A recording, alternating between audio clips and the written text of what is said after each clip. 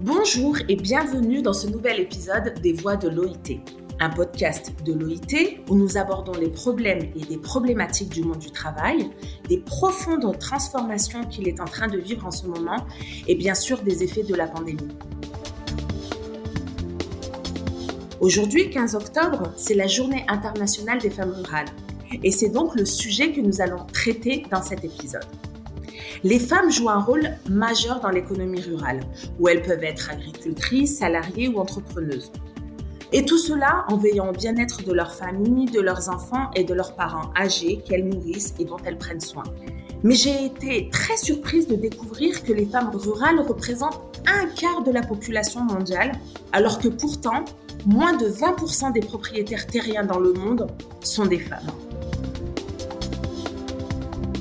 Pour aborder ce sujet, nous avons l'immense plaisir d'accueillir aujourd'hui Mohamed Mazkour, qui est tunisien, expert en développement et a travaillé entre autres sur le plan d'action de l'entrepreneuriat féminin, notamment rural en Tunisie. Nous accueillons également Madame Leila Mhimdi, qui est tunisienne, ingénieure agronome, présidente de SMSA, qui se nomme Lella Qmar El Beya et qui fait de la transformation de produits agricoles traditionnels. Mais en fait, qu'est-ce qu'une femme rurale ? Madame Mhimdi, s'il vous plaît, est-ce que vous pouvez nous partager votre expérience, nous dire ce que signifie pour vous être une femme rurale tunisienne aujourd'hui ? Comment vivent ces femmes ? Quel est leur quotidien ? Qu'est-ce qui n'a pas changé peut-être par rapport aux anciennes générations ? Et qu'est-ce qui est nouveau pour la jeune femme rurale ? Oui, madame, merci. Moi, je me présente, je suis Leila Mhimdi, je suis une des femmes rurales. J'appartiens au milieu rural. J'ai été élevée dans le milieu rural avec ma famille, dans le milieu d'agriculture ou le milieu rural, comme on veut, comme on parle d'habitude. C'est les femmes rurales et je suis fière d'être parmi les femmes rurales. On travaille, mais sur le terrain, réellement, la femme rurale, je vais parler des femmes agricultrices ou filles d'agriculteurs ou femmes d'agriculteurs qui travaillent sur le terrain avec leur mari et qui sont en train d'élever aussi des filles et des garçons dans le milieu rural. Donc, c'est une famille rurale et on n'a pas même le problème qu'on dit milieu rural ou qui vit dans le milieu rural, c'est la même chose. Mais réellement, ce sont les femmes qui vivent dans le milieu qui n'est pas dans une commune. Mais les droits de la femme aux femmes rurales, ça manque beaucoup, ça manque. Les femmes travaillent beaucoup sur le terrain. La période de Covid, il y avait beaucoup de femmes sur les champs qui travaillaient lourdement pour que nous, on trouve sur le marché les différentes légumes et tout. Les femmes, vraiment, elles sont des combattantes et qui travaillent beaucoup sur le terrain. Et le nombre d'heures que la femme rurale fait, c'est énorme. On a fait des études avec elle. Elle travaille parfois, c'est 16 heures sur 24. Parce qu'elle fait le terrain et elle fait aussi tout ce qui est travail chez elle à la maison. Donc, elle s'occupe des enfants et elle s'occupe du mari, elle s'occupe de tout. Vraiment, elle a beaucoup de travail qui sont lourdes. Justement, est-ce que vous pourriez nous décrire une journée type d'une femme rurale ? On va parler, par exemple, l'un des femmes rurales. Par exemple, on va parler de la femme de l'agriculteur. Elle se lève le matin vers 5 heures du matin. Elle prépare le repas des enfants et du mari et tout, de la famille. Ensuite, elle quitte au travail pour travailler avec son mari jusqu'à 5 heures du soir. Elle retourne à la maison. S'il a de l'artisanat, elle fait un peu de l'artisanat et d'habitude, la plupart des femmes qui ont un savoir-faire avec les mains sont des artisanes. Ensuite, elle s'occupe aussi du dîner des enfants. Et si elle a des animaux aussi, elle va s'occuper des vaches ou des animaux qui se trouvent à la maison. Et vraiment, elle ne se rend à son lit vers 11 heures la nuit. Donc, c'est une longue et lourde journée pour les femmes rurales. Et si elle travaille avec son mari, elle n'a pas de l'argent, elle ne reçoit pas de l'argent contre ce qu'elle a fait sur le terrain. Donc, Nous, pour la coopérative, on a essayé que les femmes ont leur autonomisation économique. Le slogan de la Journée mondiale de la femme rurale, qui est la résistance de la femme rurale au changement climatique. Nous, on a essayé avec nos femmes de travailler sur nos semences autochtones, du blé et des cultures maraîchères, et pour qu'on puisse avoir toujours, parce que le blé autochtone est très résistant au changement climatique. Et les femmes, maintenant, on a des agricultrices qui ont commencé à semer leur terrain. Et nous, on essaye comme coopérative de vendre les produits et d'avoir un petit souk où les femmes peuvent vendre leurs produits. Et comme ça, elle aura son propre argent pour qu'elle puisse être bien épanouie. D'accord. Et qu'est-ce que ça crée comme différence, j'allais dire, dans la prise de confiance que ces femmes peuvent avoir parce qu'elles deviennent, en gagnant en autonomie, j'imagine, financière, elles gagnent aussi en confiance en elles. Oui. Est-ce que ça crée des vocations chez la jeune génération? Comment vous envisagez les choses de ce point de vue-là? Tout à fait. Elle se sent bien, c'est l'estime de soi. Elle se sent bien elle est autonome. Elle essaye d'aider ses enfants et aussi, elle sera épanouie. Elle achète ce qu'elle veut. Elle va participer aux prises de décision avec le mari. Il n'est plus seul pour prendre des décisions. Ce sont aussi les femmes avec lui. C'est la femme, si elle a le minimum d'autonomisation, elle participe avec lui en prise de décision, soit pour les enfants, soit pour la famille, soit pour aussi le terrain qui travaille, qu'est-ce qu'elle veut travailler réellement. Et on a trouvé des femmes qui ont changé totalement la façon que leurs maris ont travaillé. Dans la coopérative, on a 200 femmes, 200 adhérents, dont 80% sont des femmes. Et les femmes, maintenant, c'est elles qui ont la prise de décision sur le terrain, c'est elles qui travaillent. Parce que c'est les femmes qui travaillent sur le terrain réellement, plus que l'homme. Je parle du milieu bien déterminé. Je parle du milieu rural, des ouvrières agricoles, je parle des femmes d'agriculteurs et des filles d'agriculteurs. Et donc, sur les jeunes générations, du coup, est-ce que certaines femmes ont envie de cet avenir-là, de femmes agricultrices et rurales pour leurs filles? Et est-ce que ces filles ont envie? Est-ce que ça crée, par exemple, des vocations notamment scolaires de jeunes filles qui deviendraient ingénieurs agronomes pour pouvoir mieux cultiver les terres de leur famille? Oui. Vous avez des exemples? Il y a, si on a beaucoup de filles qui sont très éduquées et aussi les filles des régions rurales qui sont des hauts cadres, soit dans la santé, dans l'agriculture, dans tous les domaines, sont très bien placées. Et elles, il y a beaucoup d'elles qui reviennent sur leur terrain avec les voisins. Il y a aussi ceux qui quittent le milieu rural à cause du travail ou quelque chose comme ça. Et il y a des gens qui restent dans leur milieu rural et ne changent pas et essayent d'améliorer la situation des femmes et de leur région. Il y a beaucoup aussi. Donc, pour nous, en Tunisie, les femmes, dans tous les domaines, elles sont vraiment excellentes. Elles s'atteignent bien pour terminer les cours et avoir des diplômes qui sont très importants. Justement, est-ce que vous pourriez nous parler en fait des principales difficultés que rencontrent et challenges que rencontrent ces femmes aujourd'hui, et puis aussi nous donner des exemples de réussite probants, j'allais dire concrets, auxquels vous avez pu assister ou que vous avez peut-être mis en œuvre?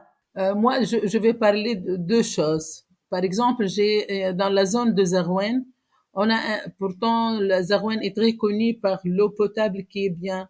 On a beaucoup de difficultés que les femmes, vraiment, du matin au soir, pour amener les bidons d'eau, par exemple, à la région du Jouf, de Zarouane.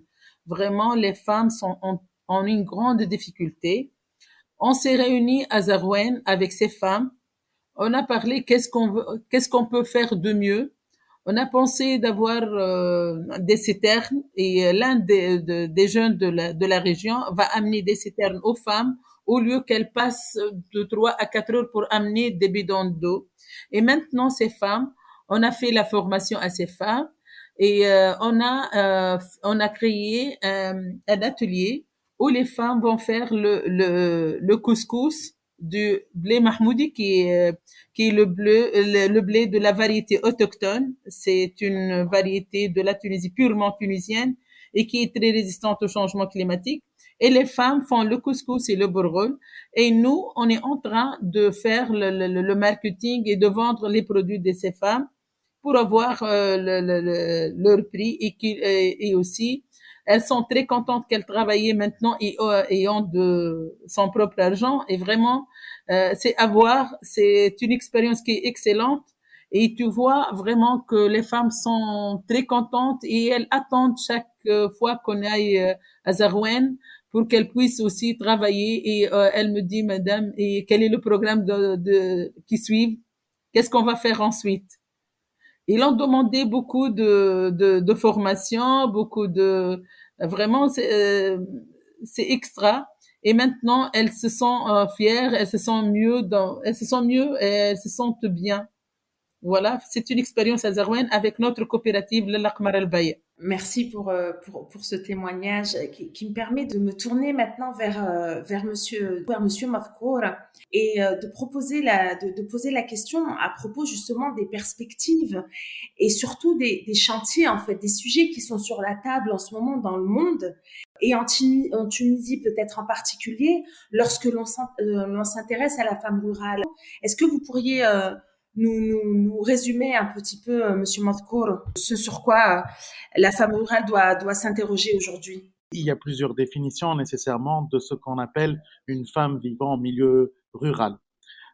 Si nous prenons une définition basique, c'est-à-dire une définition administrative, nous pouvons dire qu'une femme ou un homme qui sont ruraux ou qui vivent dans un milieu rural, c'est des personnes qui vivent dans un lieu qui n'est pas communalisé, c'est-à-dire qui n'est pas sous l'administration d'une commune ou d'une municipalité, si nous sommes dans cette définition euh, européenne ou continentale, c'est-à-dire qui sont régis par une autre organisation, l'organisation de ce qu'on appelle le village. Bien évidemment, c'est une définition purement administrative parce que la ruralité, elle est plurielle, elle est diverse. Qui dit ruralité, et je suppose que l'on va en parler, parle d'agriculture, parle du monde rural, des villages, de la campagne, et nous allons voir que le monde rural peut être des fois juste à côté du monde urbain en réalité. Et là, on est dans des définitions autres qu'administratives, c'est-à-dire des définitions sociologiques. Vous parliez de définitions multiples et j'imagine qu'il existe des situations multiples, mais est-ce que vous pourriez quand même nous dresser un peu un tableau de la situation de la femme rurale aujourd'hui dans le monde et particulièrement en Tunisie? Quelles sont les nouvelles donnes qui se présentent à elle, par exemple? Effectivement, et quand je disais que la ruralité est plurielle et diverse, parce que la ruralité est quelque part en progression, en évolution, par rapport à de nouvelles réalités socio-économiques, et notamment pour les femmes. Parce que quand on parle de ce monde rural, il y a plusieurs défis qui sont liés, comme l'a évoqué un peu le diagnostic réalisé lors du développement des objectifs du développement durable, les ODD, et qui a évoqué par exemple comme principal défi, c'est les femmes rurales et le changement climatique. C'est la forte dépendance des femmes et des hommes. Mais on va voir au cours de cet échange, je suppose, combien c'est la femme qui dépend de ces aléas beaucoup plus que les hommes au monde rural. Donc aujourd'hui, comme vous l'avez évoqué, le nombre de femmes qui évoluent dans le monde rural est impressionnant, mais c'est un nombre de femmes qui subit un certain nombre de défis, d'obstacles, de problématiques, mais d'opportunités en même temps. Nous sommes dans un monde qui a tendance à s'urbaniser de plus en plus, parce que nous connaissons justement cette notion que nous appelons l'exode rural. Et quand on va vers les pays en développement, et là, on se retrouve dans cette forte problématique de l'accès aux droits et aux services des hommes et des femmes en milieu rural, mais c'est davantage les femmes. Quand on parle d'accès aux droits et de services, c'est-à-dire que le fait qu'on ait évoqué ce focus sur les femmes en milieu rural, c'est parce qu'il y a un grand déficit d'accès aux droits et de services, comme l'éducation, comme la santé, comme le travail, et plein d'autres éléments, comme l'eau, et je suppose qu'on en parlera, comme l'eau, cette ressource rare, où on va trouver une forte corrélation entre la vulnérabilité des femmes en milieu rural et la question de la disponibilité de l'eau, par exemple. Donc, d'accord. Justement, est-ce que vous pourriez revenir sur la question de quelle est la situation actuelle et donc vous parliez de bouleversements liés au changement climatique, mais est-ce qu'il y a aussi de nouvelles façons de vivre pour ces femmes liées, je sais pas, peut-être aux nouvelles technologies qui font que les jeunes femmes rurales ne vivent plus de la même façon que leurs grand-mères, par exemple? Absolument, c'est d'ailleurs l'un des changements majeurs, ne serait-ce que dans notre discours aujourd'hui, nous ne parlons presque plus de femmes rurales, mais nous parlons de femmes en milieu rural. Parce que justement, il est temps de dépasser certains clichés, certains stigmates autour de cette femme qui évolue dans ce monde rural. Nécessairement, dans le monde entier, cette femme est en train de changer. Et dans les pays en développement et en Tunisie aussi, il y a ce changement. Il y a encore une énorme vulnérabilité, et j'espère qu'on aura l'occasion d'échanger là-dessus, mais il y a en même temps une opportunité, et c'est là où, lors de mes échanges, lors de mes travaux, j'invite beaucoup les acteurs, les agences onusiennes, le BIT et d'autres partenaires à revoir un peu notre manière de faire.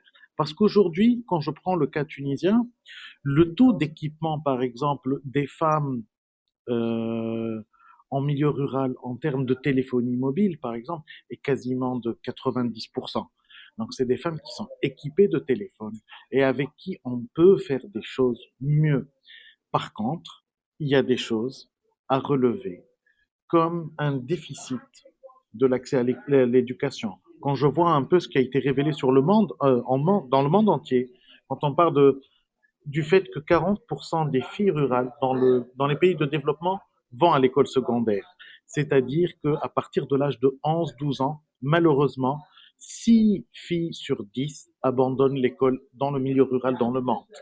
Et nous ne sommes pas si loin de ces statistiques quand on prend l'exemple tunisien. Il y a aussi une réalité économique. Quand on parle de la femme en milieu rural, on parle nécessairement de l'agriculture. Dans le monde entier, quasiment 50% de la main-d'œuvre agricole est une main-d'œuvre féminine. En Tunisie, on est à peu près 350 000 à 400 000 femmes qui travaillent dans l'agriculture et elles sont nécessairement dans le monde rural avec un énorme challenge sur leur situation, sur le fait d'avoir ce travail décent, sur le fait que c'est un travail qui, des fois, n'est même pas reconnu comme étant un travail, mais qui est davantage dans une logique d'aide familiale. Donc, c'est le plein de ces défis-là que nous voudrions relever aujourd'hui en célébrant cette journée sur comment améliorer le quotidien des femmes en milieu rural, mais surtout comment répondre aux nouveaux besoins et aux attentes de ces femmes en milieu rural qui sont en train de changer dans le monde entier, y compris en Tunisie. Aujourd'hui, justement, il y a un avant Covid et un après Covid. Et en Tunisie, je ne sais pas comment les choses se sont passées ailleurs, mais en Tunisie, si nous avons survécu au premier confinement, à la première phase de cette pandémie, c'est surtout grâce à la femme rurale qui n'a pas arrêté de travailler. Moi, je trouve très révélateur le premier texte qui a été élaboré par notre gouvernement, qui a été de dire il y a deux secteurs vitaux qui doivent continuer à travailler alors que tout le reste du monde en Tunisie était chez soi. C'est l'agriculture et l'agroalimentaire.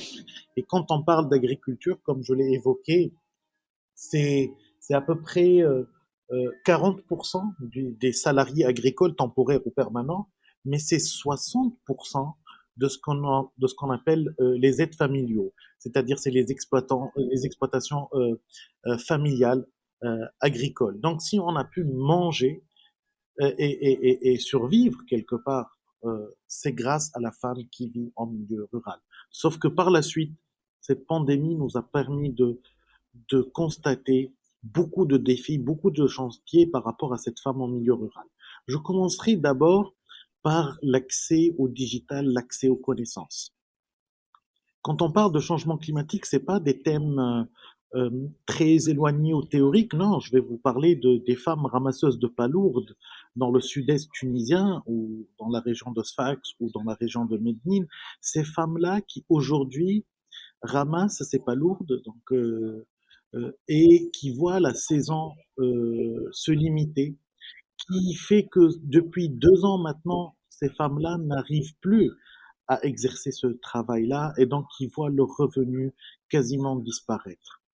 Quand on parle de non-accès au digital, c'est qu'aujourd'hui, ces femmes qui ne sont pas reconnues comme étant des travailleuses, ne serait-ce que des travailleuses indépendantes, c'est des femmes qui n'ont pas pu déposer des demandes pour bénéficier d'un système d'aide sociale au cours de la pandémie et même après.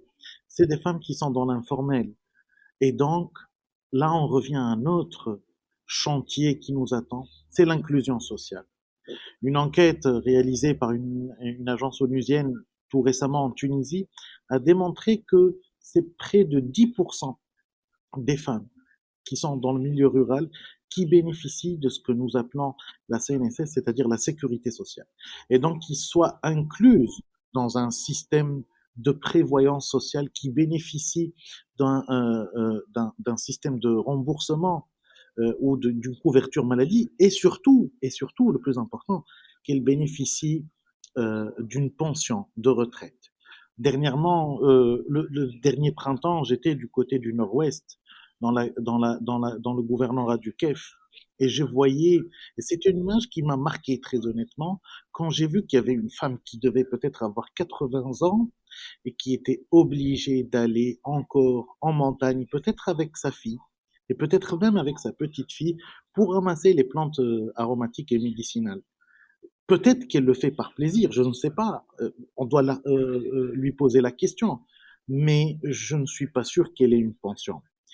Et c'est là où je reviens effectivement. Et moi de même, je suis d'origine rurale et c'est une fierté pour moi.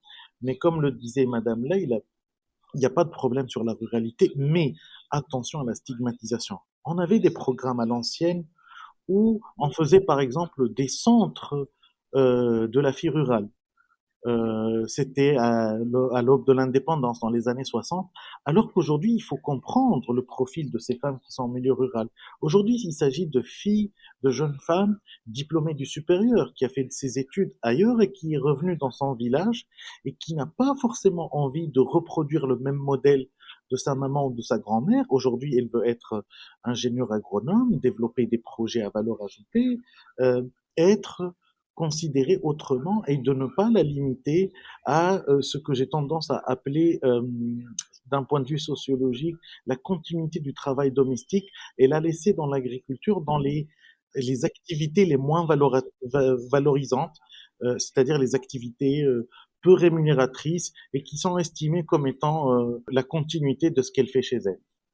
Je voulais juste évoquer un dernier défi, peut-être, et on en parlera aujourd'hui ou lors d'une future occasion, c'est l'inclusion financière. Parce que ces femmes-là, aujourd'hui, doivent avoir cette indépendance financière au-delà de l'autonomisation économique. Alors, on va reprendre sur ce point-là. Est-ce que vous voulez nous en parler? Effectivement, comme ça a été dit au tout début, comme vous l'avez si bien évoqué, malheureusement, dans le monde entier, nous sommes dans cette situation où moins de 20% des propriétaires fonciers sont des femmes. Dans des pays comme le nôtre, cette situation d'accès au foncier peut être beaucoup plus compliquée parce qu'elle peut être liée à la question de l'héritage. Et Dieu seul sait combien cette question de l'héritage des terres est une problématique qui concerne un pays comme la Tunisie et peut-être même l'Afrique du Nord. C'est qu'il y a dans l'agriculture cette problématique du morcellement des terres, mais en même temps cette problématique de sociétale que il est mal vu en société que la femme réclame son foncier ou que la femme puisse demander à détenir l'outil de production. Donc c'est le principe, c'est la principale problématique de détenir le foncier, c'est-à-dire avoir une terre agricole ou avoir les outils de production, le tracteur, le puits. Donc on a parlé de la question de l'eau, avoir le moteur pour faire fonctionner le puits. Donc par rapport à cette inclusion, l'accès au financement, moi je parle toujours d'un paradoxe que j'ai appelé le paradoxe des 30-70. C'est-à-dire que quand on va voir tous les programmes de développement, les programmes d'appui à la formation, nous allons trouver 70% de femmes et 30% d'hommes. Par contre, quand on va parler d'accès au financement, on va trouver que c'est uniquement 30% de femmes et 70% d'hommes. Pourquoi? Parce que la femme n'a pas de garantie à donner.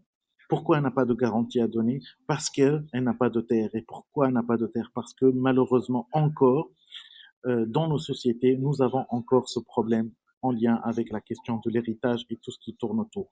Donc effectivement, aujourd'hui, il y a ce point important de travailler sur des programmes de développement qui permettent d'améliorer l'accès au financement des femmes, mais pas que. Je ne sais pas si c'est l'occasion d'en parler, mais c'est de comment faire que les femmes en milieu rural travaillent sur des activités ou sur des maillons de chaîne de valeur qui leur permettent d'améliorer leurs revenus et de ne pas rester sur ce qu'on appelle l'agriculture vivrière ou des activités peu rémunératrices et peu valorisantes. Donc c'est lié et tout le défi est comment faire, et c'est ce que on n'arrête pas de faire, et notamment avec les projets que nous réalisons avec l'Organisation internationale du travail, c'est comment appuyer la femme là où elle devrait être et pas uniquement là où elle est. Comment faire que la femme travaille sur les chaînons ou les maillons ou les activités de détention des outils de production, de transformation, de commercialisation et améliorer la valeur ajoutée de leurs activités. Alors donc, si je résume un petit peu hein, les propos qui ont été les nôtres aujourd'hui, cher invité, je me rends compte qu'en fait que de nombreux défis s'offrent à nous aujourd'hui en matière de, lorsque l'on s'intéresse à l'avenir de la femme rurale et à sa réalité, l'accès à la protection sociale, l'accès au digital, la reconnaissance même du travail de cette femme rurale, l'appui et l'aide face face au changement climatique, le développement vers des économies liées au développement durable et peut-être à l'économie sociale et solidaire dont nous n'avons pas eu le temps de parler assez aujourd'hui. Et tout ça m'amène vers Madame Himdi, à qui je voudrais donner le dernier mot. Madame Himdi, si aujourd'hui vous aviez un souhait, un rêve un peu fou à formuler, quelque chose que vous voudriez voir se concrétiser, est-ce que vous pourriez nous le partager? Oui, tout à fait. Moi, je salue Monsieur Mohamed qui a bien précisé surtout le problème de l'héritage, mais seulement, c'est pas seulement l'héritage, malheureusement, c'est aussi même si nous sommes organisés et tout, on ne peut pas avoir des financements pour les projets avec les femmes rurales. Toujours, il y a un blocage avec les lois, avec tout. On espère bien, au moins, on a pris le chemin de l'économie sociale et solidaire. On a beaucoup d'espoir sur cette loi pour que les femmes puissent avoir l'autonomisation économique. C'est ça le démarrage d'améliorer la situation réelle de la femme rurale. C'est très important d'avoir des propres projets et on est là pour être ensemble, pour trouver des solutions ensemble. On a beaucoup d'espoir. On aime notre pays, on aime notre milieu rural et nos femmes rurales. On est fiers d'être tunisiennes et femmes rurales. On a pu, la période de pandémie, on était sur le terrain. Toutes les femmes travaillaient plus que les hommes. Il y avait vraiment des choses qu'on a filmées même C'était extraordinaire avec ces femmes qui ont beaucoup bataillé malgré le grand problème de Covid. Je salue toutes les femmes rurales. Je vous salue tout le monde et on espère avoir un milieu rural comme un rêve, comme sont bien dans leur maison, dans leur projet. Et merci. Merci, Madame Leila Mhemdi, pour votre présence et ce témoignage, j'allais dire de terrain. Merci à vous. Merci beaucoup, Monsieur Mohamed Mazkour, pour ces propos, cet éclairage et votre expertise. Merci à vous et le plein de réussite. Je terminerai en invitant nos auditeurs à, s'ils veulent creuser la question des projets et de tout ce que met en œuvre l'Organisation internationale du travail en matière de développement et d'appui au développement de la femme rurale, d'aller sur le site de l'Organisation internationale du travail, le site web. Vous trouverez vraiment une mine d'informations. Je vous remercie tous et vous donne peut-être rendez-vous pour un prochain épisode.